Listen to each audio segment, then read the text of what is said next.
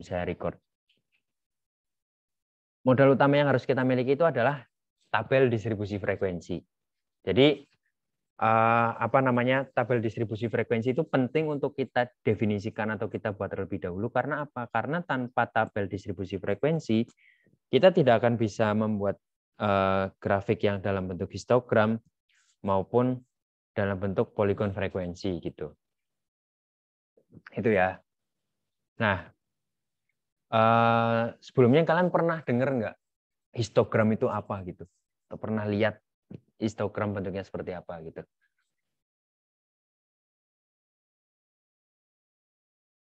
Pernah nggak? Waktu SMA gitu kan, kayaknya kan kalau SMA kan ada mata pelajaran statistiknya ya di matematika itu kan ada materi tentang statistik ya. Waktu kalian SMA pernah nggak kalian belajar tentang histogram?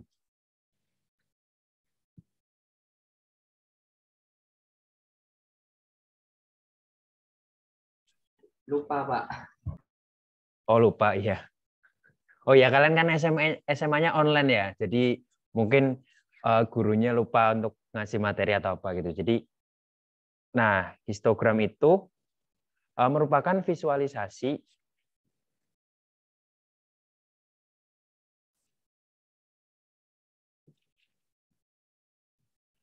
Jadi ini definisinya ya. Histogram itu adalah visualisasi data yang sebelumnya telah dikelompokkan dalam tabel distribusi frekuensi. Nah, kalau dalam distribusi frekuensi itu kan ada panjang kelas ya. Nah, kalau panjang kelas itu kemudian dalam histogram itu sama dengan ini panjang kelas dengan panjang kelas yang sama adalah grafik dengan batas kelas yang ditandai pada sumbu horizontal dan frekuensi untuk setiap kelas ditandai pada sumbu vertikal. Jadi biar kalian lebih mudah memahaminya. Jadi pada sumbu ini pada sumbu horizontalnya itu adalah menunjukkan kelas-kelas yang tersedia gitu. Nah, panjangnya itu sama setiap kelasnya. Kemudian di sumbu vertikalnya itu menunjukkan frekuensi. Frekuensi bisa juga menunjukkan persentase dari masing-masing kelasnya itu gitu. Jadi misalkan kalau kalian punya distribusi frekuensi ada 5 kelas gitu kan. Nah, kelasnya itu didefinisikan di sumbu horizontal. Nah, sedangkan di sumbu vertikalnya itu menunjukkan frekuensi dari masing-masing kelas yang bersesuaian gitu. Ini saya perbaiki dulu definisinya ya.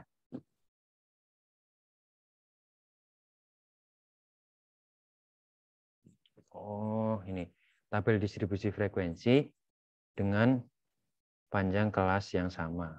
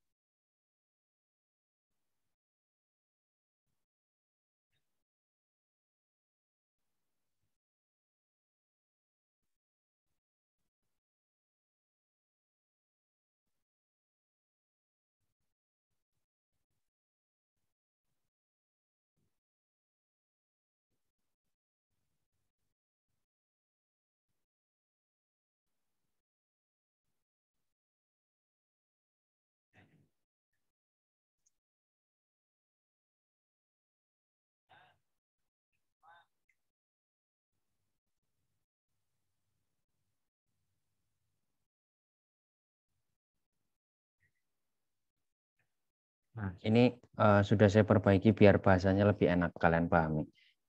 Nah, jadi histogram itu bentuknya grafik ya. Dengan sumbu horizontal digunakan untuk mendefinisikan kelas yang panjangnya sama dan batas-batas masing kelas itu tuh nanti kalian bisa gunakan eh, menggunakan batas bawah maupun dengan menggunakan batas atas. Selain itu juga nanti untuk menandai setiap kelas itu kalian bisa dengan menggunakan nilai tengah masing-masing kelas. Jadi ada 3 opsi dan kalian bisa pilih salah satu. Bisa pakai tepi bawah, tepi atas, atau nilai tengahnya untuk apa namanya memisahkan masing-masing kelasnya itu. Nah, dari definisi itu maka kita dapat menggaransi atau memastikan bahwa histogram itu adalah bahwa histogram dari suatu tabel distribusi frekuensi bentuknya itu menyerupai diagram batang kan. Kalian udah pernah lihat diagram batang mestinya? Pernah ya? Ya. Jadi bentuknya itu hampir mirip lah kayak diagram batang, cuma di sini ada sedikit perbedaan, yaitu kelas ditempatkan pada sumbu horizontal dan apa namanya? Oh ini perbedaannya ini. Kalau ini masih penjelasannya ya, penjelasan lanjutan penjelasan untuk histogram. Perbedaan antara histogram dan diagram batang itu saya jelaskan di yang paragraf ini. Terdapat perbedaan penting antara diagram batang dan histogram berdasarkan sifat datanya. Jadi kalau histogram itu tuh digunakan pada data yang apa namanya numerik, terus datanya kontinu, skala penelitiannya itu minimal interval ya, interval atau rasio gitu. Itu gunakan memakai histogram. Sedangkan kalau diagram batang itu kecenderungannya adalah dia digunakan untuk memvisualisasikan ketika data yang kita miliki itu berupa data kualitatif atau data kategorik juga bisa. Jadi bukan data yang sifatnya itu numerik. Oh, maaf, maksudnya bukan data yang apa namanya kuantitatif gitu. Bisa juga biasanya kalau diagram apa namanya diagram batang itu digunakan ketika data yang kita miliki itu terbagi menjadi beberapa kategori gitu. Artinya data yang kita miliki itu tuh tidak bisa kita apa namanya tentukan interval kelasnya, tidak bisa kita tentukan panjang kelasnya berapa, tidak bisa kita tentukan distribusi frekuensinya. Nah, kalau seperti itu kita gunakannya diagram batang. Jadi kalau histogram itu ya umumnya digunakan di data kuantitatif yang diukur menggunakan skala kontinu atau diskrit. Nah, oleh karena itu sumbu horizontal melambangkan semua nilai yang mungkin, sedangkan batang yang digambarkan saling menempel satu sama lain. Karena ini menunjukkan bahwa datanya bersifat kontinu. Nah, ini saya berikan contoh diagram apa namanya? Contoh diagram lingkaran dan diagram batang dan histogram.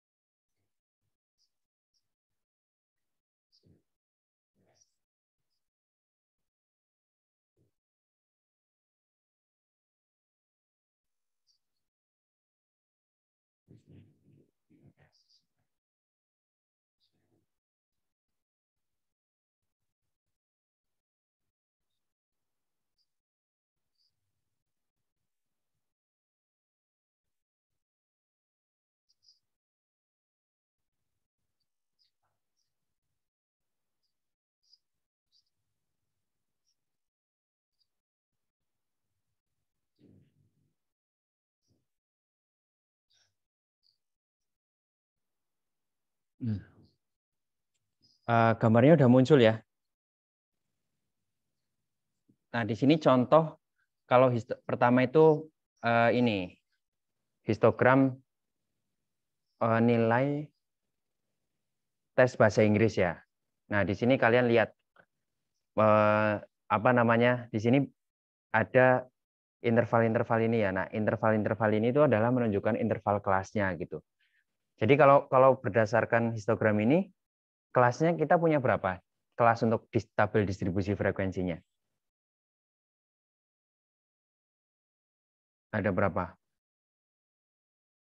7, Pak. 7 ya. 1, 2, 3, 4, 5, 7. 7 apa 6? 6, Pak. 6 ya. 6, Pak. Itu yang ngomong 7 itu tadi belum sarapan itu. 7 ya? 6 apa 7? 6 ya? 6, Pak, 6. Ya. Nah, 6 kelas. Nah, nilai-nilai yang apa namanya? Angka-angka yang ini seperti yang tadi telah saya jelaskan itu dia menyimbolkan apa?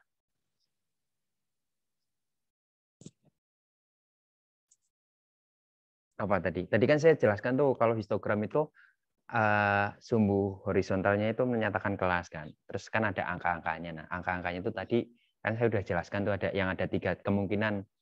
Nah, apa aja tuh? Ini berarti apa nih?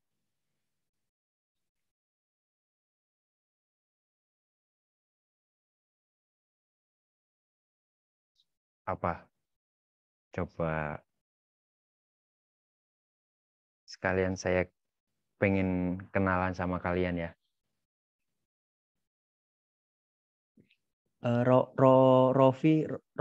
Roif Rizali Ramadan. Halo Roif.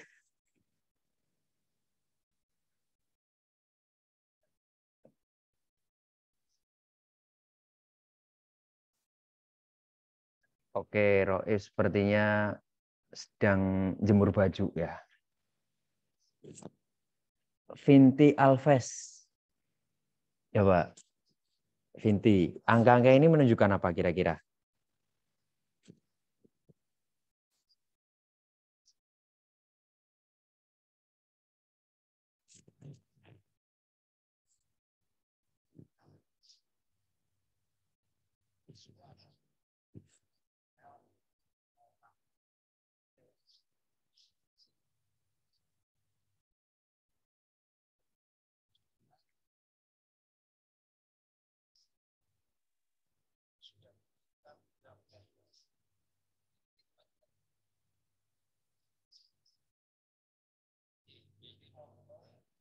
Oke, Muhammad Raihan kira-kira apa? Angka-angka yang ini itu menunjukkan apa? Kalau yang ini kan jelas kan, tadi sumbu apa namanya? Yang sumbu vertikal yang ke atas itu kan menunjukkan frekuensi ya. Kalau yang ini, yang angka-angka ini menunjukkan apa kira-kira? Kalau dalam kelas itu kan ada frekuensi distribusi. Kalau di ini ya, oh mic-nya error. Coba diganti pakai mic masjid coba. Siapa tahu nggak error. Vinti mic-nya error ya?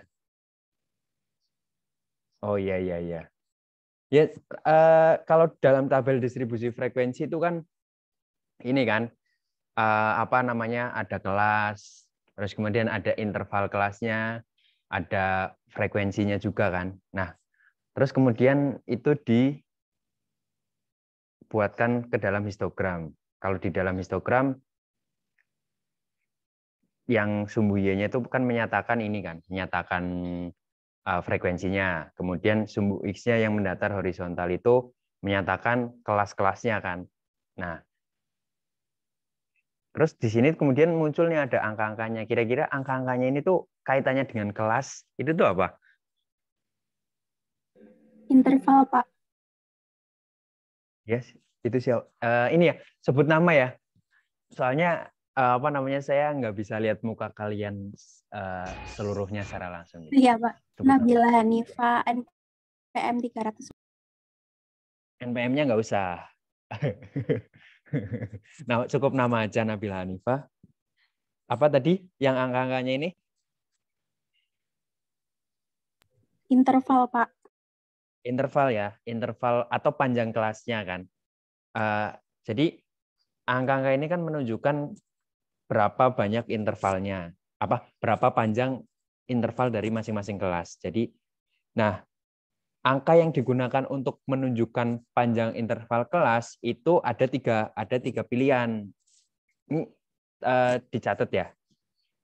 Pertama itu kalian bisa pakai batas bawah. Jadi atau tepi bawah ya. Soalnya kan ini ya, kalau distribusi frekuensi itu kan ada tepi bawahnya. Terus kemudian bisa pakai tepi atas. Bisa juga pakai nilai tengahnya. Nilai tengah untuk masing-masing kelasnya. Nah, kalau nilai yang digunakan untuk mendefinisikan panjang kelasnya itu adalah pakai tepi bawah, berarti ya setiap kelas pakai tepi bawah semua. Nggak boleh misal kelas yang ini pakai tepi bawah, kelas yang sebelahnya pakai tepi atas. Itu nggak boleh. Harus pilih salah satu. Tidak boleh tiga-tiganya dipakai semua. Nah, kalau misal mau pakai salah satu dari ketiganya itu, nanti ada aturannya, diletakannya di mana gitu. Ada aturan peletakannya. Jadi tidak bisa sembarangan meletakkan gitu. Nah, pertama, kalau misal kalian mau pakai tepi bawah, kalau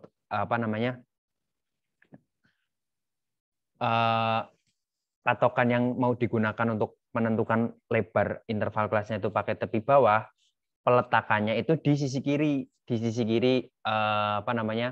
batang ini untuk setiap kelas ya.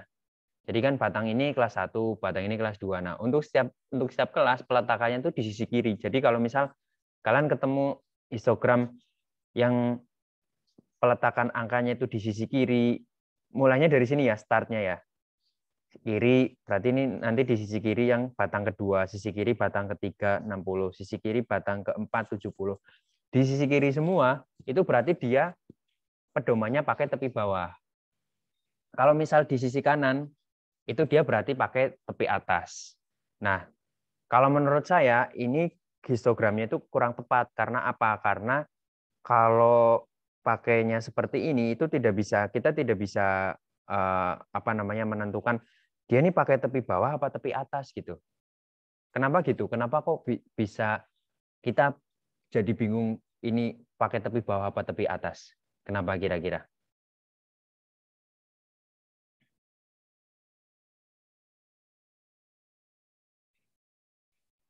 Boleh izin menjawab, Pak? Diana. Oh ya, silahkan. Saya tadi mau manggil Diana. Mohon maaf kalau salah, Pak ya. Bu Arianto ya, Nara. nggak usah minta maaf. Mungkin Gimana? bingungnya antara tepi bawah sama tepi atas karena ada itu, Pak, angka 100-nya, Pak. Menunjukkan Iya kan? nilai Nah, tes kan angka 100. Ya, itu. ya, itu jawaban yang saya harapkan ya. Jadi, ya benar jawaban dari siapa namanya? Sebut nama ya. Saya soalnya kan belum kenal sama kalian, maksudnya sekalian kenalan gitu. Arianto ya? Arianto siapa? Arianto Nava Arianto ya? Nara, Pak.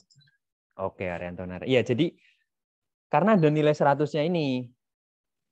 Kalau kayak gitu kan jadi kita bingung. Ini dia pakai tepi bawah apa tepi atas gitu. Nah, jadi kalau misal mau pakai tepi bawah, itu ya 100-nya ini dihilangkan. Nah, kalau mau pakai tepi atas, 40-nya yang dihilangkan. Ya enggak? Soalnya ini kan 40 kan maksudnya tepi bawah. Tepi bawah kelas 1. Sedangkan kalau kita mau pakai tepi atas, ya tepi bawah, kita tidak perlu. Nah, yang ketiga, bisa juga pakai nilai tengahnya. Jadi kalau dalam distribusi frekuensi itu kan kita juga bisa tentukan nilai tengah masing-masing kelasnya kan. Nah, itu nanti juga bisa untuk mendefinisikan panjang interval kelasnya dan sebagai perwakilan nilai untuk masing-masing kelas itu bisa pakai titik tengah. Nah, kalau pakai titik tengah peletakannya itu pas di tengah-tengahnya ini. Jadi misalkan ini kan 40-50, anggaplah misal titik tengahnya 45, berarti ditaruh 45 di sini, 55, 65, 75, 85, 95. Seperti itu. Gitu ya. Oke. Kemudian, nah ini. Jadi ini kita, sebelum saya jelaskan langkah-langkahnya, kita main-main dulu lihat-lihat bentuk-bentuk histogramnya ya. Jadi ini kalian perlu perhatikan bahwa di internet itu kan kalau kalian search keyword histogram itu pasti banyak muncul berbagai jenis, tapi belum tentu semua gambar histogram yang muncul itu benar ya. Contoh ini ada kurang tepatnya, yaitu ya ini ada dia mendefinisikannya nggak tahu pakai nilai tepi bawah apa tepi atas gitu. Nah, kemudian gambar kedua tadi yang saya ambil itu ini ya, ini satu paket nih. Menurut kalian yang histogram tuh yang mana? Coba ada yang mau jawab sebelum saya tunjuk? Izin menjawab, Bapak. Ya, silahkan. Mita ya, Nama saya Mita Dwi. Dwi ya. Iya, iya. Ya, silahkan Mita. Menurut saya yang histogram itu yang ungu ini, Bapak. Yang ungu tahun. ini ya? Ya. Ya, betul. Ya. Ada coba saya cek satu lagi ya.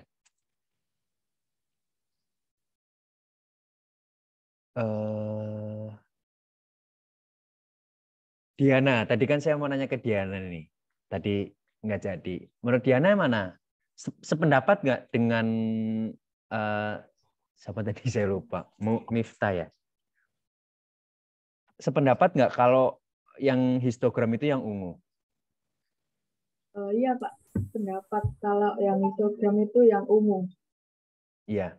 Kalau yang ini berarti bukan histogram ya, tapi diagram batang berarti ya.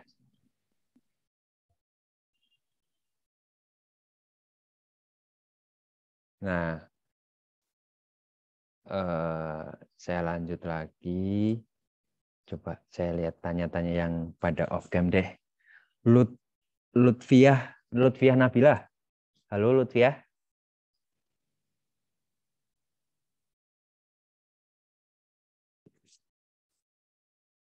Oke, Lutfiah sepertinya sedang sarapan ya. Iya, Pak. Oh, nyambung ya. Coba menurut Lutfiah yang diagram yang histogram yang mana, yang diagram batang yang mana?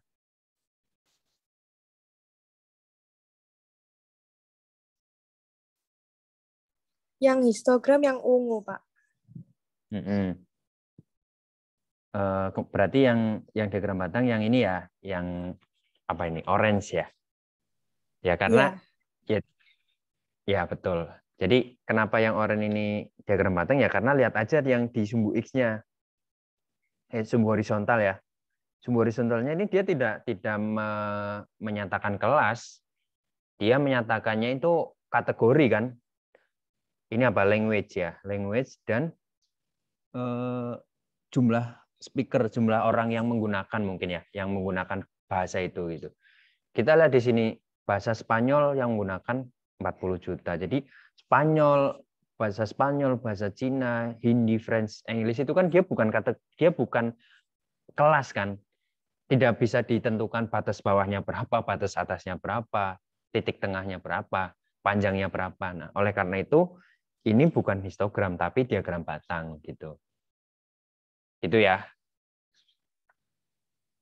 Ya, kalau udah paham, ini saya akan jelaskan langkah penyusunannya. Jadi dalam menyusun histogram itu setidaknya ada 4 lah. Ada 4 langkah yang harus kalian kerjakan. Pertama, kalian susun tabel distribusi frekuensi. Nah, tabel distribusi frekuensinya itu sebentar. Tabel dengan batas atas pada tabel distribusi frekuensi. Nah, menyusun tabel distribusi frekuensi menggunakan ini konsep nilai lebih kecil dari. Karena sudah kemarin waktu sama Bu Sri sempat dijelaskan tentang tabel distribusi frekuensi yang dengan menggunakan konsep nilai lebih kecil dari enggak? Belum ya? Belum. Oke. Biar kalian bisa membedakan, saya akan sajikan dua contoh histogram, dua contoh tabel distribusi frekuensi.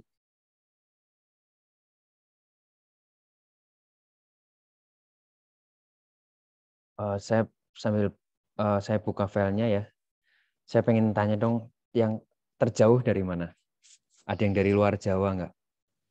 Tapi bukan dari Madura ya. Madura kan masih dekat. Masih luar Jawa, misal Sumatera, Kalimantan gitu. Ada nggak?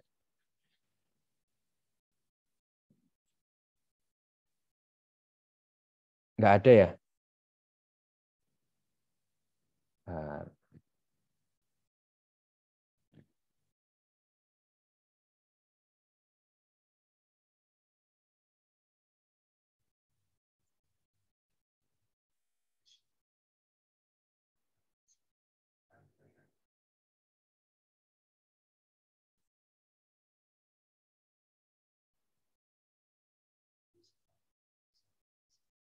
Nah ini. Kemarin waktu sama Bu Sri, kalian belajar membuat distribusi frekuensinya yang mana? Yang atas atau yang bawah? Yang atas, Pak. Yang atas ya? Ya, kalau yang bawah belum. Nah, yang saya maksud tabel distribusi frekuensi dengan konsep nilai lebih kecil dari itu adalah yang bawah. Nah, kalau yang ini itu adalah tabel distribusi frekuensi yang bentuk paling standarnya gitu. Nah, kira-kira sebelum saya jelaskan nih, kira-kira menurut kalian kenapa sih kok kalau mau bikin histogram tabel distribusi frekuensinya dianjurkan pakainya ini Pak gitu. Kenapa nggak pakai ini gitu? Kenapa? Ada yang bisa jawab nggak? Kenapa kok harus pakainya yang pakai model seperti ini? Intervalnya ya pakai yang konsep nilai kurang dari gitu. Kenapa nggak yang pakai yang nilai antara aja gitu? Kenapa? Ada yang bisa jawab nggak? Ini nanti kaitannya dengan bentuk histogramnya itu.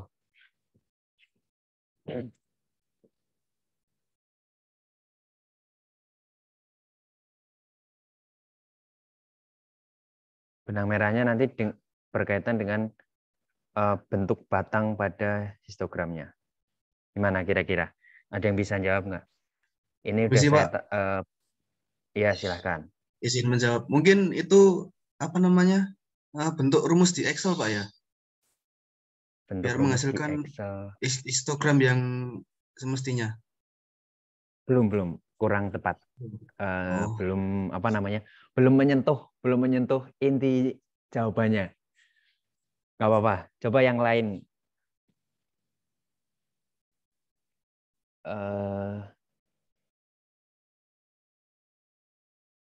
Coba kalau nggak ada saya tunjuk ya. Muhammad Rosi. Ya, Muhammad Rosi coba. Kenapa kira-kira kok harus pakai yang ini, Pak? Gitu. Kenapa nggak pakai yang ini aja, Pak? Gitu. Kenapa kira-kira Rosi?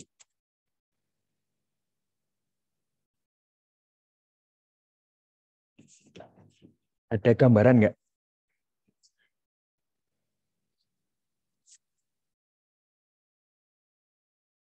Halo, Muhammad Rosi. Dengar suara saya nggak?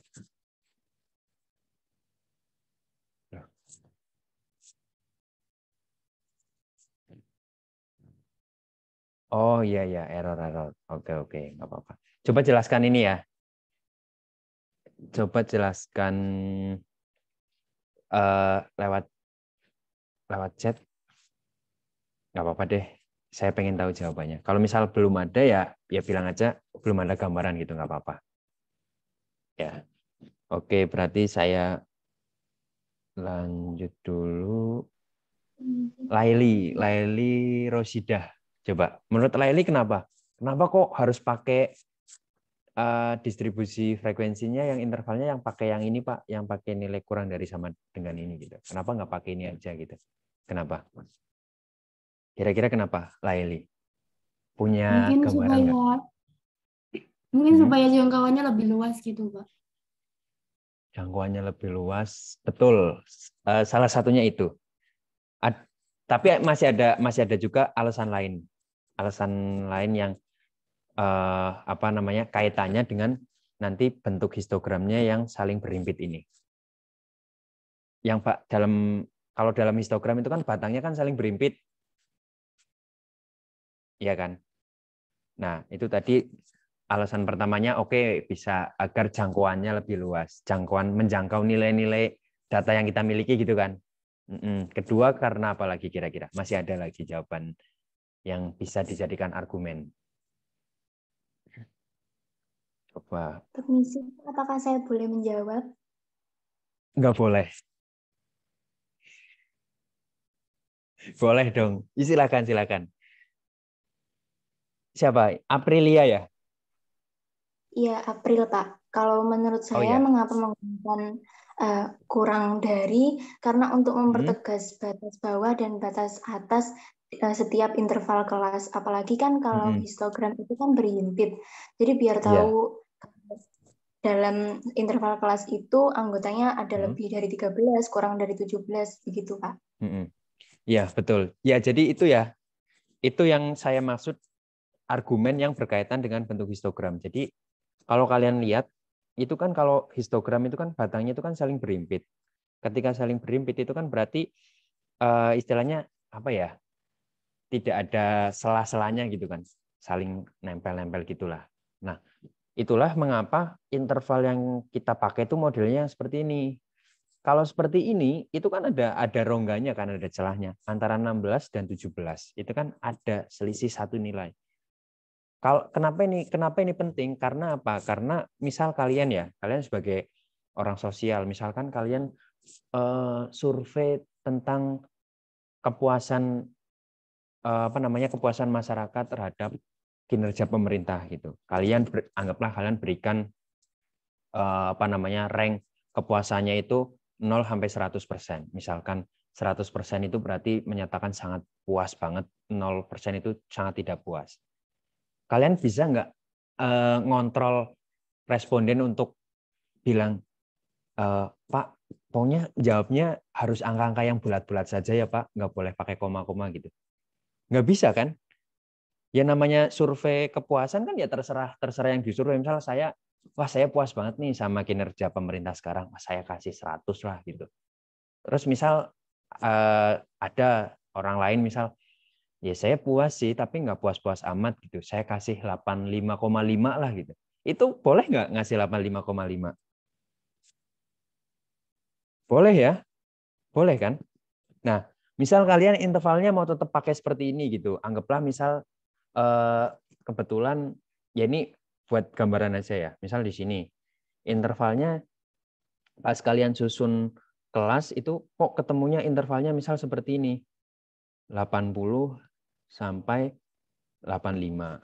Kemudian di sini di bawahnya 86 sampai 90. Nah, kalau kayak gini berarti jawaban orang yang 85,5 mau ditaruh di mana kira-kira?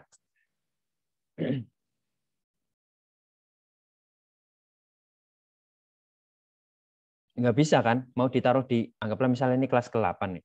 Mau ditaruh di kelas ke-8, dia nilainya cuma maksimal 85. Mau ditaruh di kelas ke-6, dia masih 85,5, belum 86 gitu. Nah, itulah yang menyebabkan mengapa ketika kita mau membuat histogram, itu dianjurkan buatnya seperti ini. Untuk mengantisipasi kalian ketemu kasus yang tadi saya jelaskan itu. Ketemu nilai yang desimal, biar nanti tidak bingung mau dimasukkan ke kelas mana gitu. Nah, kalau di sini itu kan rapat kan. Misal 17,1 dimasukkannya ke kelas berapa? 1 apa 2? Izin menjawab, Bapak. 1 ya. Dimasukkan kelas kedua. Oh ya, kelas kedua betul. Karena kan sudah 0,1 gitu. Misal 16,8 mau dimasukkan kelas mana? Kelas 1 ya. Ya, tapi kalau misal kalian pakainya ini 16,8 mau dimasukkan kelas mana? Nggak bisa kan? Nah, itulah mengapa dianjurkannya pakai ini. Tuh. Nah, bagaimana caranya mengkonversi tabel distribusi frekuensi dari yang bentuknya seperti ini jadi yang bentuk interval seperti ini? caranya sebenarnya gampang. Caranya itu tinggal kalian amati yang nilai tertinggi untuk masing-masing intervalnya. 16, 24, 28. Kalian ganti, ditambahkan 1. Jadi biar nanti kan nilainya sama dengan yang bawahnya kan. 16 jadi 17 sama.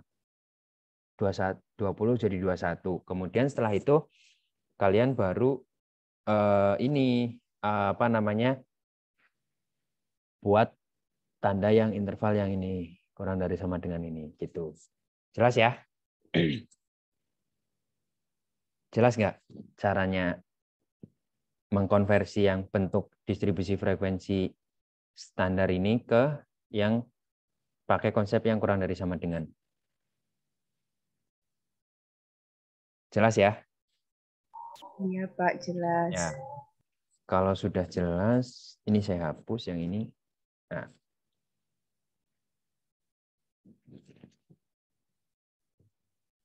Nah, sini contoh kita pakai anggaplah nilai UTS gitu, nilai UTS mata kuliah statistika bisnis gitu misalkan. Nilai-nilainya itu seperti ini. Ini pas kebetulan nilainya genep bulat semua gitu. Nah, setelah kita dapat nilai-nilainya ini, kita buat distribusi frekuensinya dulu kan. Nah, kemudian setelah kita buat distribusi frekuensi yang dengan konsep ini, kita masuk ke step ketiga. Jika batang histogram untuk setiap kelas adalah menggunakan batas bawah, nilainya ditempatkan di bagian tepi sebelah tepi bawah ya, tepi sebelah kiri gitu. Kemudian jika menggunakan titik tengah, pakai di bagian tengah. Kalau mau pakai yang batas atas, diletakkan di sebelah kanan. Nah, terus yang keempat melabeli sumbu X dan sumbu Y. Labeli dengan sumbu X-nya itu nilai data gitu. Misalkan kalau ini berarti nilai UTS gitu. Kemudian yang sumbu Y-nya itu pakai frekuensi namanya, frekuensi atau bisa juga pakai persentase ya. Misalkan di sini frekuensinya 2, itu berarti kan kalau mau pakai presentasi berarti 4% gitu. Seperti itu. Nah, setelah itu tinggal gambar aja gitu. Nah, gambarnya tuh ini. Gambarnya ini. Histogram nilai UTS. Nah, saya perbesar lagi ya. Nah, kalau ini berarti saya pakainya batas atas apa batas bawah tuh?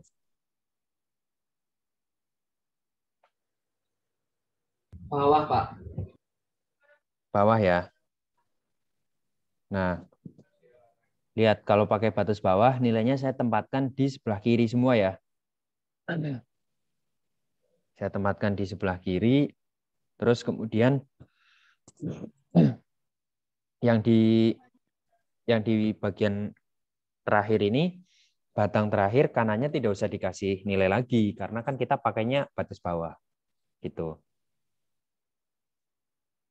Nah, setelah kita buat histogram gitu, kita bisa menyajikan secara visual atau memvisualisasikan.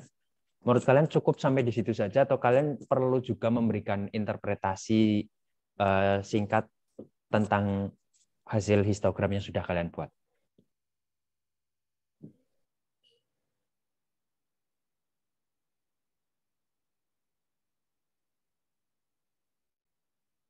Gimana menurut kalian?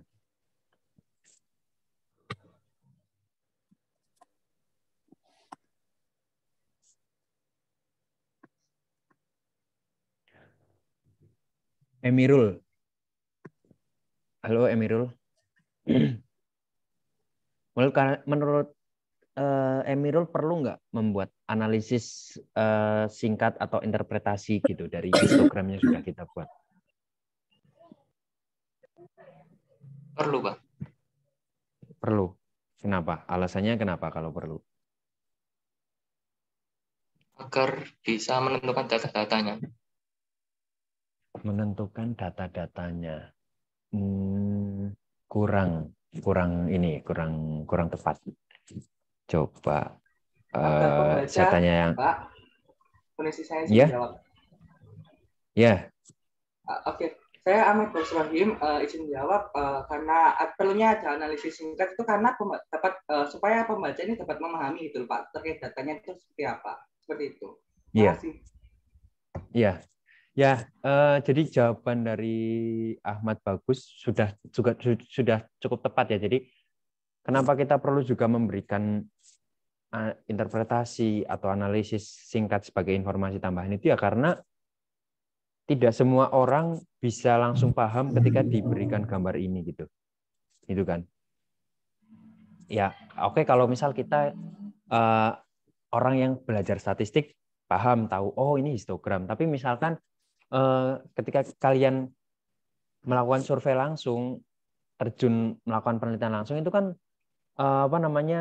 objek penelitian kalian kan beragam kan. Maksudnya bisa aja mungkin kalian melakukan penelitian di suatu pedesaan yang mungkin di situ ada sebagian masyarakatnya yang putus sekolah atau tingkat pendidikannya misal hanya lulus SD gitu. Mereka kan ini kalau cuma dikasih kayak gini tuh kurang langsung paham ini tuh apa gitu. Maksudnya apa gitu. Nah, untuk mengantisipasi hal-hal itulah kalian perlu melakukan analisis sederhana, kayak memberikan informasi atau interpretasi sederhana gitu loh tentang histogram yang kalian sudah dapatkan gitu. Nah, interpretasinya seperti apa? Bebas, tidak ada kewajiban misal harus seperti ini gitu, harus kayak poin 1 2 3 yang sudah saya buat. Tidak harus. Pedomannya itu hanya interpretasi yang kalian berikan itu tuh masih nyambung dengan histogram yang sudah kalian buat. Kedua, interpretasi itu tuh mengandung info penting yang termuat dalam data yang disajikan dalam bentuk histogram itu, gitu. Paham ya? Coba kalau paham, saya mau tanya, kira-kira kalau menurut Biwin Rahmawati, kira-kira interpretasi apa yang bisa Biwin sampaikan gitu? Dengan melihat dengan melihat kalau bentuk histogramnya itu punyanya seperti ini. Di mana interpretasi itu memuat informasi penting yang ada pada data, misalkan ini nilai UTS berarti yang ada pada data nilai UTS gitu. Informasinya itu penting gitu.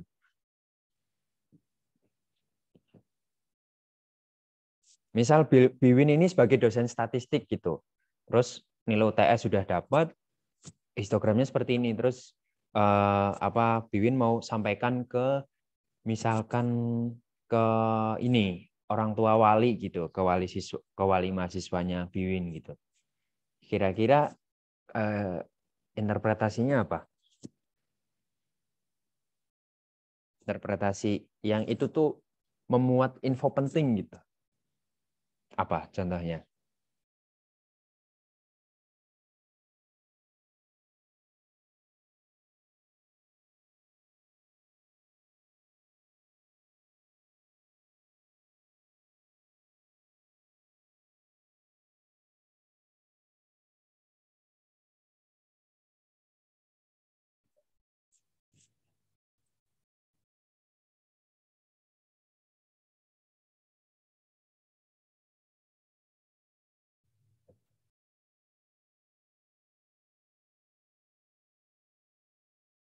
Nilai tertinggi mahasiswa, Pak. Nilai tertinggi mahasiswa. Oke, berapa nilai tertingginya? Maksudnya kaitannya, masa cuma di sini ditulis interpretasi .2 nilai tertinggi mahasiswa gitu kan? Nggak mungkin dong. Apa? Iya, maksudnya contoh sebutkan kalimatnya seperti apa gitu.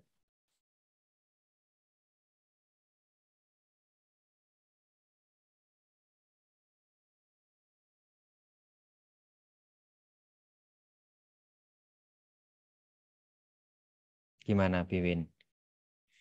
Atau misal kalau Biwin masih coba menyusun kata-kata, saya coba cek ke teman-teman yang lain ya. Ke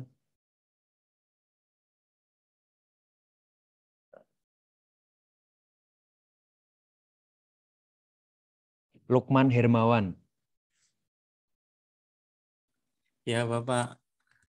Ya, coba. menurut Lukman kira-kira interpretasi apa yang bisa Lukman sampaikan ketika punya histogramnya itu seperti ini?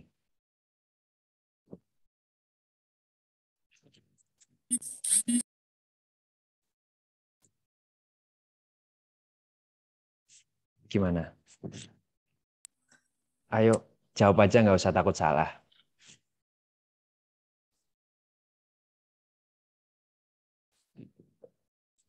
Data itu, Pak. Apa? Data nilai UTS mahasiswa mahasiswa di matkul pengantar statistik. Iya, terus apa? Hanya seperti itu? Data nilai UTS. Iya, iya jelas. Kan ini kan memang nilai UTS. Di sini udah ada judulnya. Ya, maksudnya interpretasi yang ini, interpretasi yang misal nilainya itu tuh kebanyakan di interval berapa sampai berapa, atau misalkan yang nilai UTS terendah nilai frekuensi terendah itu tuh ada di interval berapa. Nah, itu maksudnya kan informasi yang penting ya. Nah, itu kira-kira gimana tuh?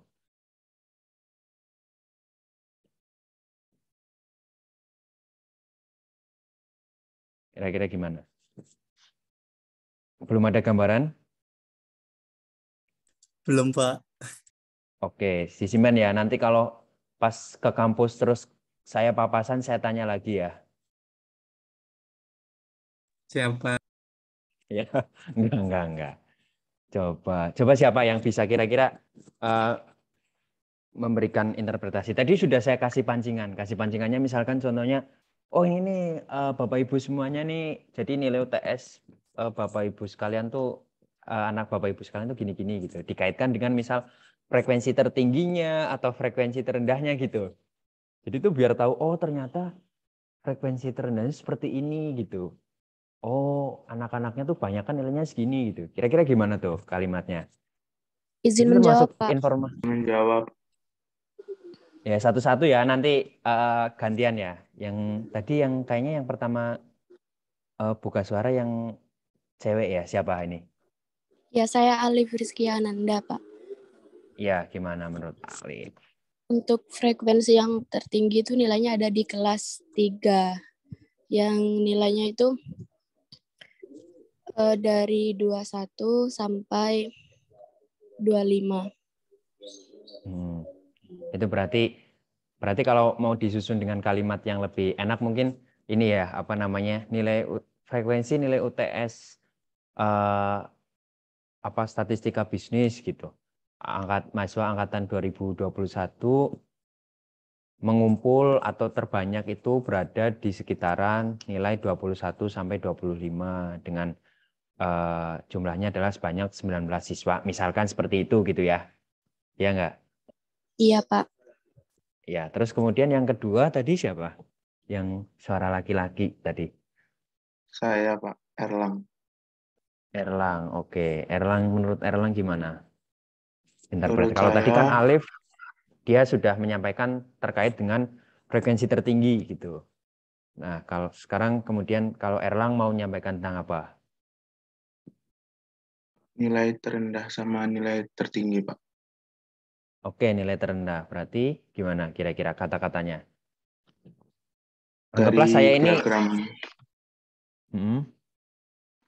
Dari diagram di atas dapat diketahui bahwa nilai terendah yang dicapai mahasiswa pada matkul pada nilai UTS statistik bisnis itu adalah 13. Sedangkan 13. nilai yang tertinggi yang dapat dicapai oleh mahasiswa dalam nilai UTS statistik bisnis adalah 37. Gitu, Pak. 13, 37. Oke. Bisa juga seperti itu ya. Ya. Jadi penginterpretasian itu tuh beragam. Makanya tadi saya bilang tidak harus seperti yang saya tulis di sini gitu. Karena intinya itu adalah yang penting ada informasi yang penting yang disampaikan dalam interpretasi tersebut gitu. Gitu ya. Oke. Ya, kenapa saya menekankan sekali tentang penginterpretasian karena apa? Karena kan kalian nanti mungkin ketika kalian bekerja di sektor pemerintahan, ketika kalian bertemu dengan data itu kan tidak hanya diolah terus selesai, tapi kalian kan juga harus bisa bagaimana menyampaikan informasi itu secara secara ringkas, tapi itu intinya itu tersampaikan gitu ke publik gitu kan. Biar apa? Biar orang-orang atau masyarakat juga tidak menjadi multitafsir terhadap hasil analisis yang diperoleh gitu. Biar informasinya jelas lah gitu intinya. Gitu ya. Untuk histogram ada yang mau ditanyakan?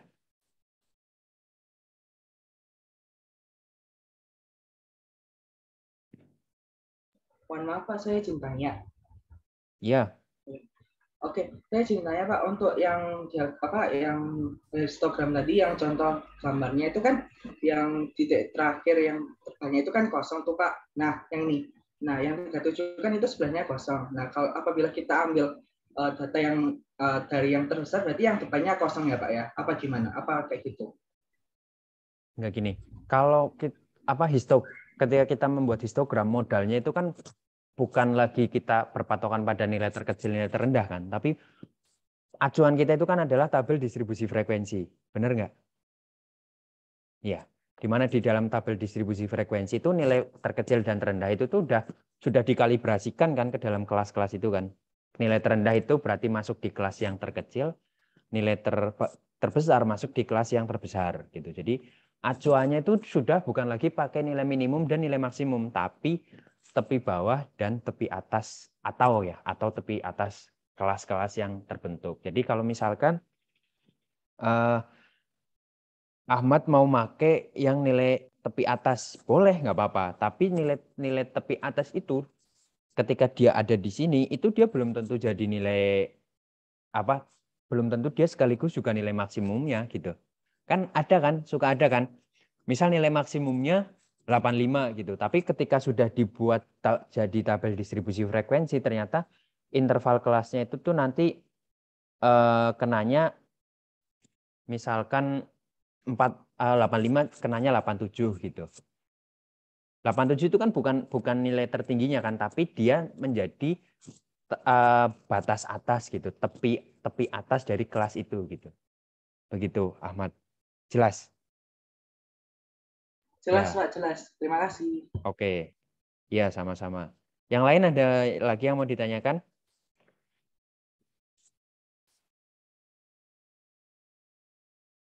Oke, kalau tidak ada saya lanjutkan ya. Saya lanjut ke poligon frekuensi. Nah, jadi kalau tadi itu, kalau histogram itu dia visualisasinya itu berbasis batang ya, persegi panjang. Kalau poligon frekuensi itu adalah melakukan visualisasi data dengan berpedoman pada distribusi frekuensi, tapi acuannya itu bukan pakai persegi panjang, tapi pakainya itu titik dan garis. Makanya di sini saya tuliskan konsep poligon frekuensi hampir mirip dengan histogram, yaitu memvisualisasikan tabel distribusi frekuensi agar lebih mudah dipahami. Namun yang menjadi perbedaan itu adalah bahwa pada poligon frekuensi tersusun atas garis yang menghubungkan titik-titik yang merupakan perpotongan antara nilai tengah kelas dan frekuensi kelas yang bersesuaian. Jadi kalau contoh di sini ya.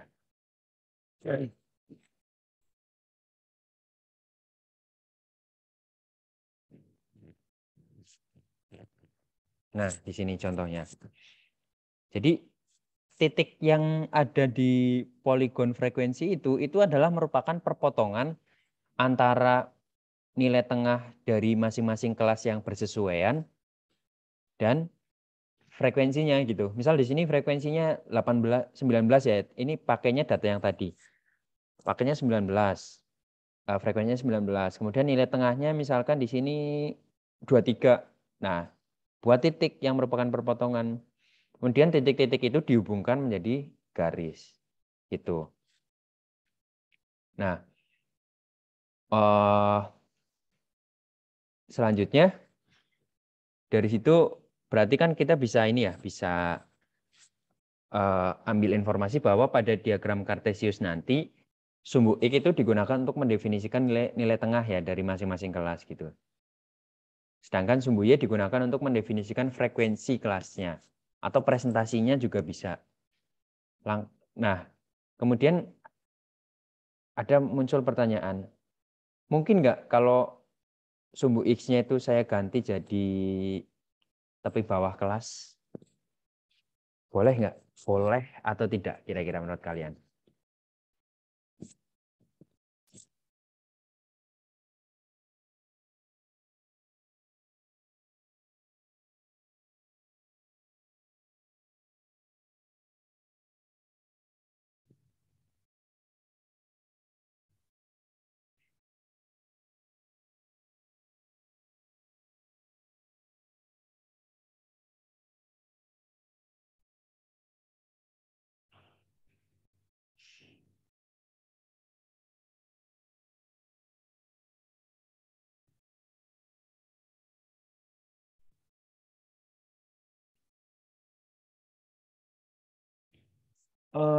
Menurut Rahel Valentina, boleh nggak kalau yang sumbu X-nya itu saya ganti nggak pakai titik nilai tengah tapi pakai tepi bawah, boleh nggak?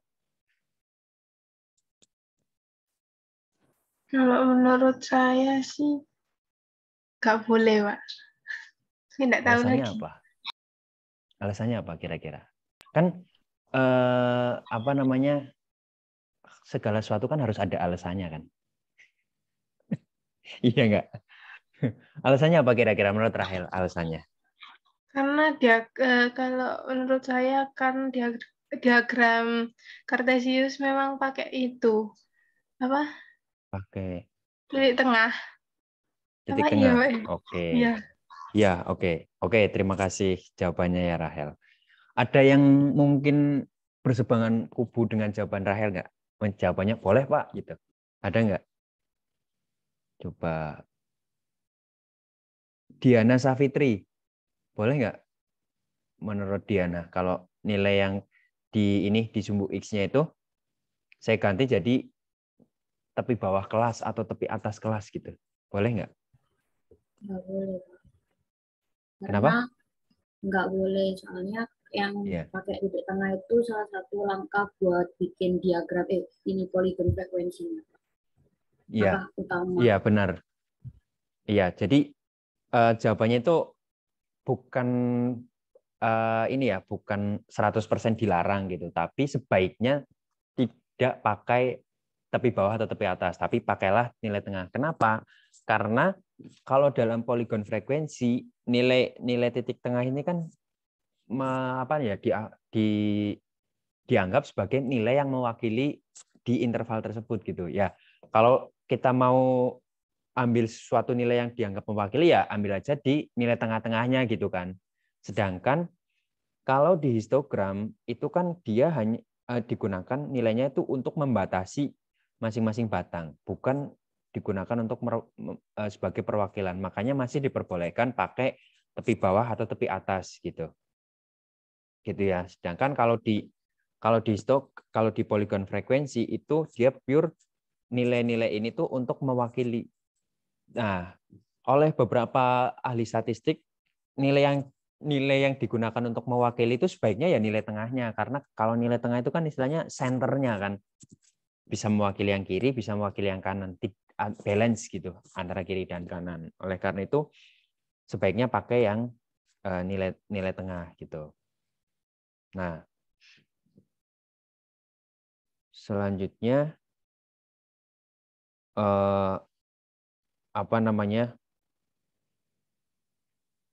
kalau kalian sudah bikin poligon frekuensi, kalian juga perlu buat interpretasinya juga ya. Tapi seperti yang tadi saya jelaskan bahwa interpretasi tidak harus seperti kalimat yang saya tulis di sini. Silahkan kalian buat sekreatif kalian, asalkan itu masih mengandung info penting terkait dengan grafik dan data yang kalian punya, gitu ya. Nah, kalian sudah diajari tentang distribusi frekuensi kumulatif nggak? Atau hanya distribusi frekuensi saja?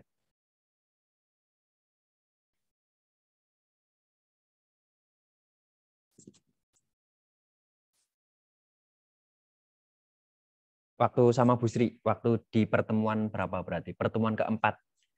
Sempat sampai diajari distribusi frekuensi kumulatif nggak? Rifki diajari nggak? Yang distribusi frekuensi kumulatif? Atau jangan-jangan lupa nih?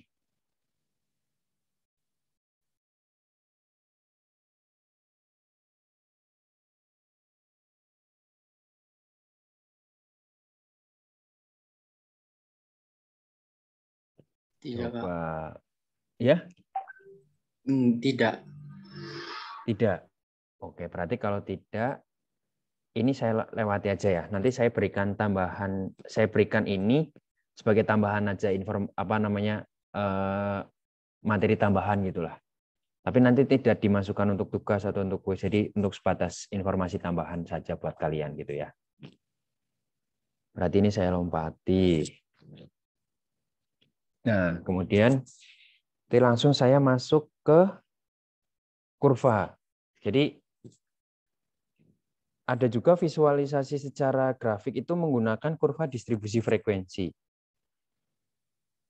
Nah, kalau kurva distribusi frekuensi, pedoman dia itu adalah membuat kurva yang berdasarkan dengan histogram. Jadi kalian buat histogram dulu, baru kalian bisa buat kurvanya. Nah, caranya buat kurvanya gimana? Menyesuaikan dengan bentuk histogramnya.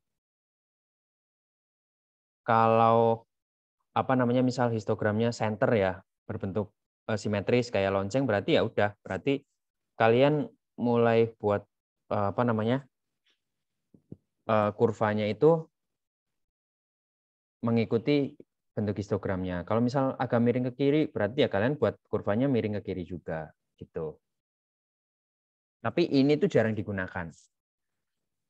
Jadi kalau saran saya, ketika nanti kalian misal penelitian atau mengerjakan tugas akhir, kalau mau melakukan visualisasi dalam bentuk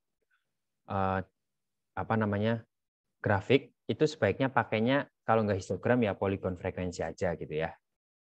Yang ini yang frekuensi kumulatif sama kurva distribusi frekuensi itu ya tidak terlalu saya sarankan gitu, karena ini memang jarang digunakan gitu ya. Oke, saya lanjut ke penyajian data dalam bentuk diagram. Jadi setelah tadi kita belajar, benar-benar kita rehat dulu 10 menit ya. Nanti kita mulai lagi jam 11.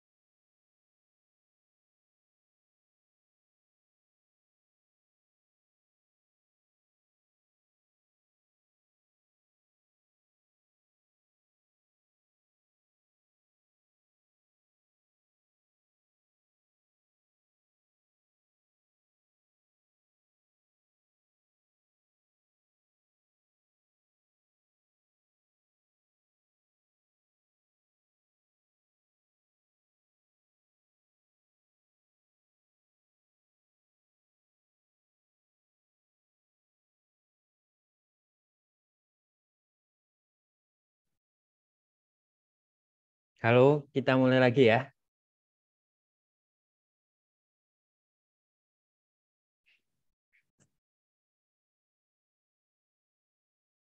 Oke, jadi selanjutnya kita akan belajar tentang penyajian data yang dalam bentuk diagram.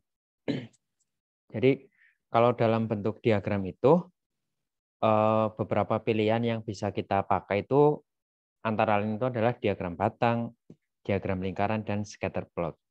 Tapi scatter plot ini biasanya jarang digunakan kalau untuk data tunggal ya, karena biasanya kalau scatter plot itu tuh dipakainya ketika kita punya punya beberapa variabel, dan ini lebih tepatnya sebenarnya dimasukkan ke data yang kontinu. Jadi ini saya hapus saja, jadi diagram lingkaran dan diagram pie. Nah, kemudian ini juga saya hapus saja. Nah, jadi ini diagram batang dan lingkaran itu digunakan saat data yang kita miliki itu bentuknya itu berupa data kategorik gitu. Jadi kalau misal kita punya datanya itu adalah data kategorik atau misal data kualitatif,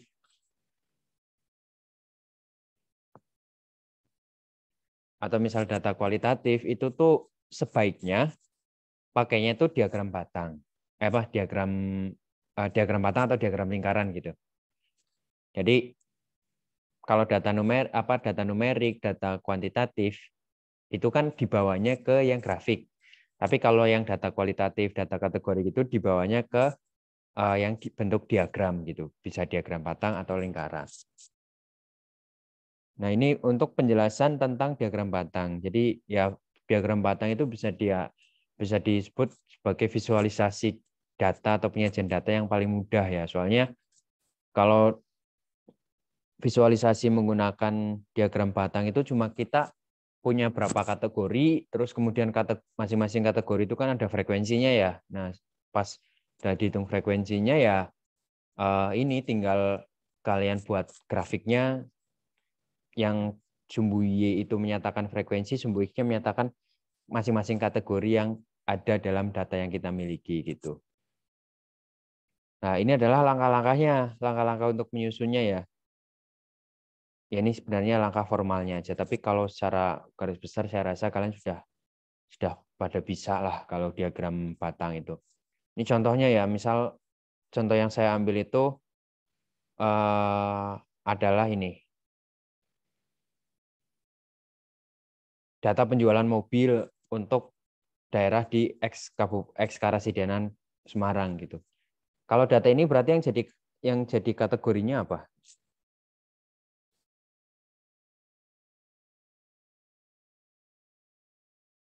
Apa kira-kira? Kalau kita punya data seperti ini kan termasuk data kategorik. Nah, yang jadi kategorinya yang apa? Yang menjadi kategorinya yang apa? Coba. Kabupaten atau kotanya, Pak? Iya, betul. Jadi yang menjadi kategorinya itu adalah kabupaten kota yang ada di X Karasidenan Semarang.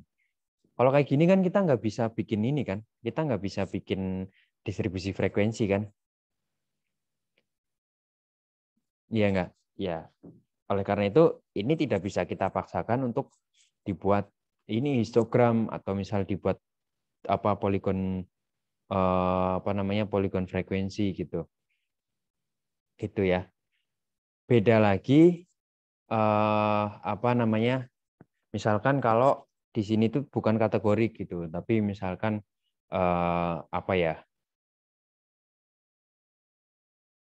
harga penjualan mungkin ya, data penjualan gitu, atau misalkan data penghasilan gitu, misal yang penghasilan 5 juta orangnya ada berapa, penghasilan 10 juta orangnya berapa gitu, itu masih bisa mungkin mungkin masih bisa kita memvisualisasikan menggunakan histogram atau poligon frekuensi gitu. Nah, dari data ini ya kalau kita mau buat diagram batangnya mudah ya, tinggal dibikin aja kayak gini. Nah, seperti biasa kalau sudah buat jangan lupa diberikan interpretasinya ya, biar orang lain bacanya juga lebih mudah gitu. Nah, selanjutnya yang kedua itu adalah diagram lingkaran. Untuk diagram batang jelaskan ya. Gampang ini. Saya lanjutkan ya ke diagram lingkaran. Jadi kalau diagram lingkaran itu adalah visualisasi atau penyajian data di mana data-data yang kita miliki itu yang terdiri dari beberapa kategori itu digambarkan dalam suatu lingkaran utuh gitu. Nah, oleh karena itu diagram lingkaran dalam satu diagram lingkaran itu irisan-irisan yang ada itu menunjukkan kontribusi relatif yang diberikan oleh beberapa kategori yang ada terhadap total pengamatannya. Jadi kalau di dalam diagram lingkaran, irisan lingkaran itu masing-masing itu tuh mewakili kontribusi dari setiap kategori gitu. Sehingga grafiknya itu nanti menyerupai lingkaran yang dipotong atau diiris-iris sesuai dengan ukuran yang berbeda. Nah, kontribusi sebesar 1% yang diberikan oleh kategori terhadap total hasil pengamatan itu nilainya itu setara dengan 3,6 sudut 3,6 derajat pada lingkaran yang kita gambar itu gitu. Jadi kan karena kita mau membuat visualisasinya dalam bentuk lingkaran, sedangkan lingkaran itu kan satuannya kan pakainya sudut ya. Oleh karena itu ya kita perlu melakukan kalibrasi dari nilai kontribusi yang bentuknya persentase atau misal bentuknya frekuensi yang sebelum dipersenkan itu ke dalam satuan sudut. Biar kita bisa tentukan kira-kira besarnya nih berapa nih, besar irisan lingkarannya. Apa mau seperempatnya berarti 90 derajat atau setengahnya 180 derajat gitu ya. Itu. Nah, catatan yang perlu kalian perhatikan itu adalah diagram lingkaran ini kurang cocok jika digunakan ketika terdapat banyak kategori. Jadi misalkan kalian membuat ini diagram lingkaran tentang jumlah mahasiswa setiap prodi di UPN. Di UPN itu prodinya ada berapa? Sekitar S1-nya ada sekitar 28 lah ya. Nah, misalkan 28 kalian paksa buat visualisasinya menjadi satu diagram lingkaran. Berarti dalam satu diagram lingkaran itu ada berapa irisan?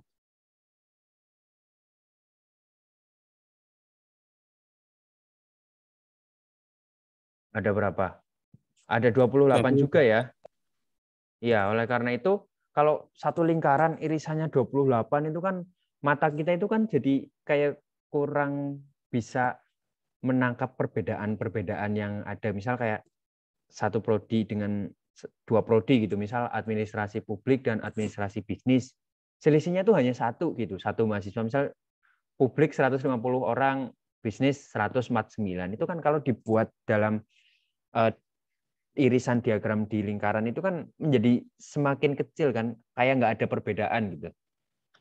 Nah, itu tidak disarankan ketika variabel kategorinya banyak, pakai diagram lingkaran itu tidak disarankan gitu. Nah, kemudian ini langkah-langkahnya ya.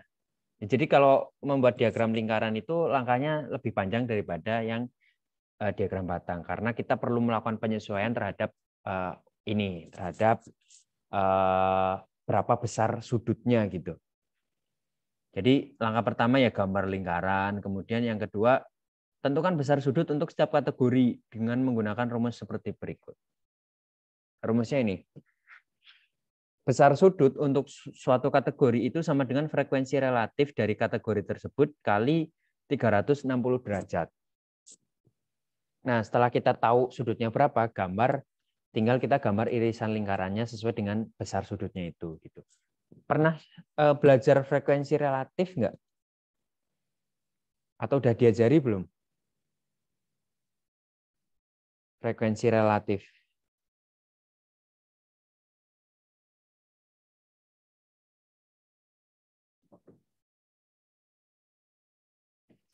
Udah belum? Nggak tahu Pak, lupa. Mungkin dulu pernah Pak SMA. tapi lupa. Oh ya. Iya. Jadi frekuensi relatif itu adalah nilai yang diperoleh dari perbandingan antara frekuensi masing-masing kategori dibagi dengan nilai totalnya gitu. Contoh misalkan kalau kita pakai data yang tadi ya, yang ini, yang penjualan ini.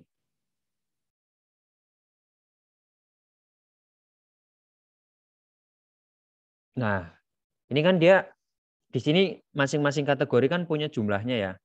Ada jumlahnya Demak berapa, Kendal berapa, Kota Semarang berapa. Nah, kalau kalian mau buat frekuensi relatifnya, berarti nilai frekuensi dari masing-masing kabupaten kota itu dibagi dengan totalnya. Di sini totalnya kan 245, berarti ya masing-masing kategori bagi 245. Demak sampai Kota Semarang. Kemudian kalian peroleh nilainya ini. Nah, yang perlu jadi catatan adalah bahwa untuk setiap kategori nilai frekuensi relatifnya itu tidak mungkin akan lebih dari 1 dan tidak mungkin kurang dari 0. Nilainya itu antara lebih dari 0 sampai kurang dari 1. Jadi kalau misal kalian nanti di soal gitu, kalian kok ngitung frekuensi relatif, ada yang ketemunya 1,5, 1,4 itu pasti salah. Kalian pasti ada salah perhitungannya. Jadi patokannya pokoknya nilainya itu tidak mungkin lebih dari 1, tidak mungkin kurang dari 0, pokoknya antara 1 gitu. Nah, jumlah frekuensi relatif seluruh kategori itu sama dengan 1. Gitu. Nah, setelah kalian dapat frekuensi relatifnya, ini kan udah dapat nih, sekian 0,1, 0,18, kalian cari besar sudutnya dengan cara dikalikan 360 derajat. Nah, ini rumus untuk besar sudut masing-masing kabupaten kota. Nah, setelah dapat berapa besar sudut masing-masing kabupaten kota, ya tinggal dibuat aja dalam bentuk diagram lingkaran sesuai dengan besar sudutnya gitu. Nah, ini kan masih enak ya karena kategorinya masih sedikit, cuma 5. Yang tadi saya bilang itu kalau misal kategorinya 28 gitu, itu kan berarti ada 28 irisan gitu. Jelas sampai sini?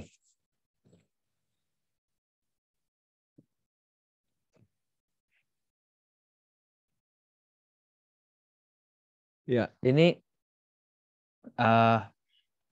saya berikan latihan soal. Ada berapa ini? Ada 12. Ada 12 soal yang di sini sudah saya buat.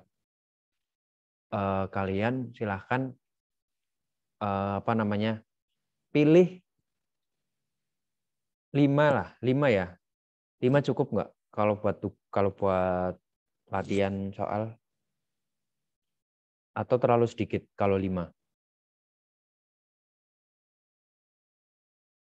6 ya, 6. Insya Allah lebih 6 dari ya. cukup, Pak. Wah, iya. Ya udah deh 5 aja. 5 pilih 5 dari 12 soal ini ya. Tapi ada tapinya. Saya minta satu kelas itu tuh setiap nomor itu minimal ada yang ngerjakan gitulah. Kan saya membebaskan kalian. Mau milih nomor 1, 2, 3, 4, 5 boleh.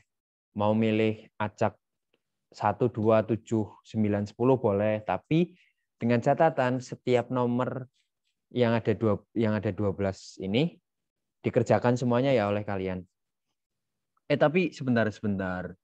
Ini frekuensi kumulatif. Kalian sudah diajari frekuensi kumulatif belum?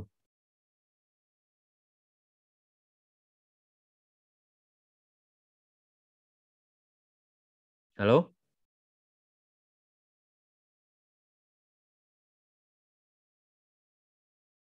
Halo? Frekuensi kumulatif sudah diajari?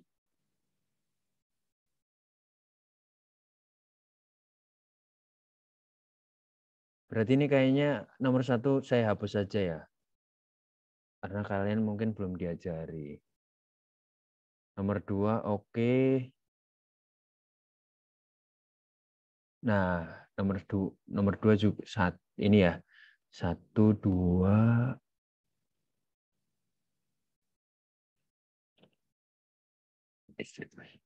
Distribusi frekuensi kan kemarin sudah ya.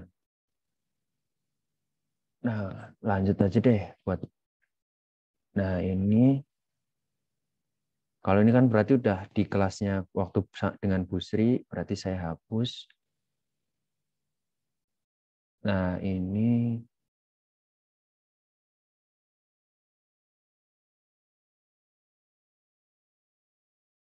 ya. Ini nyambung dengan yang soal ini.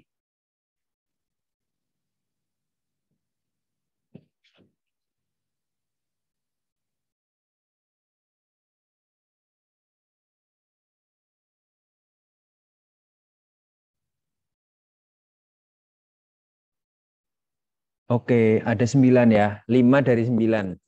Tapi dengan catatan setiap nomor harus ada yang mengerjakan gitu ya. Biasanya kalau tugas atau latihan gitu dikumpulkannya di mana? Di e-learning ya? Iya, Pak. Iya, Pak. Ya, berarti nanti saya buatkan folder pengumpulan tugasnya dulu ya. Sampai sini jelas?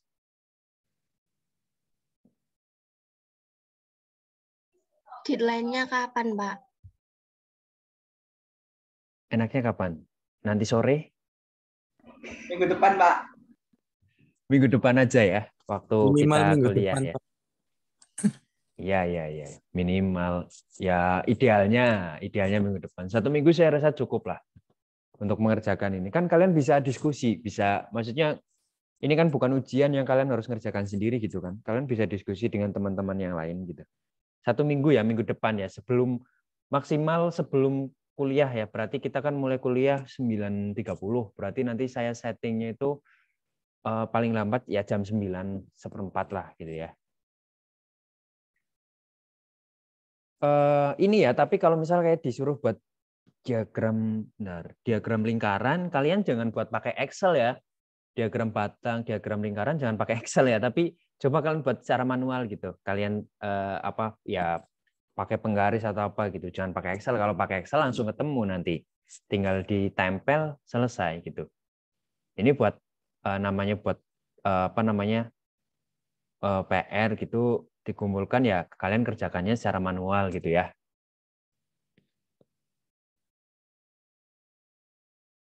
Oke. Tugasnya berarti tulis tangan, Pak. Ya, gimana? Tugasnya berarti ditulis tangan apa hanya gambar diagramnya aja yang digambar gitu?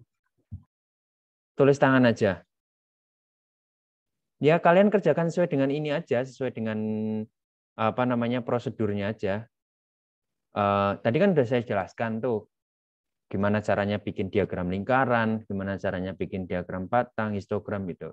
Jadi kalian step-stepnya ya ikuti aja gitu dari yang tadi itu ya.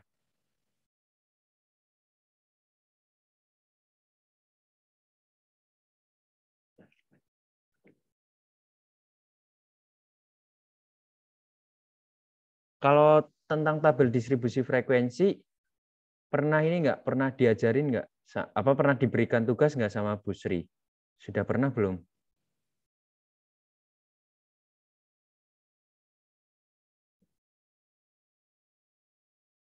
Kalau sudah pernah ya berarti yang ini saya hapus saja. Pernah apa belum nih? Tugasnya yang distribusi frekuensi baru jalan sekarang, Pak. Oh, baru jalan sekarang ya. Berarti ini saya hapus saja ya. Mulai Jumat kemarin. Gini ya.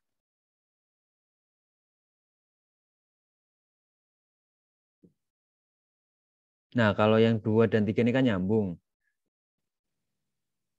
Kan soal nomor 2. Oh, ini aja.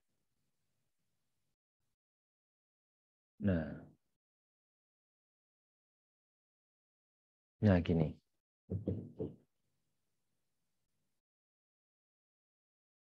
Ini ya. Oke, saya rasa ini sudah cukup jelas. Nanti ini file perbaikan yang after kuliah saya kirimkan di grup setelah ini ya. Kalau sudah jelas, tidak ada yang ingin ditanyakan lagi, ya kuliahnya saya akhiri ya sampai di sini. Semoga apa yang kita pelajari hari ini bermanfaat. Saya mohon maaf untuk salah-salah kata dan selama perkuliahan berlangsung ya.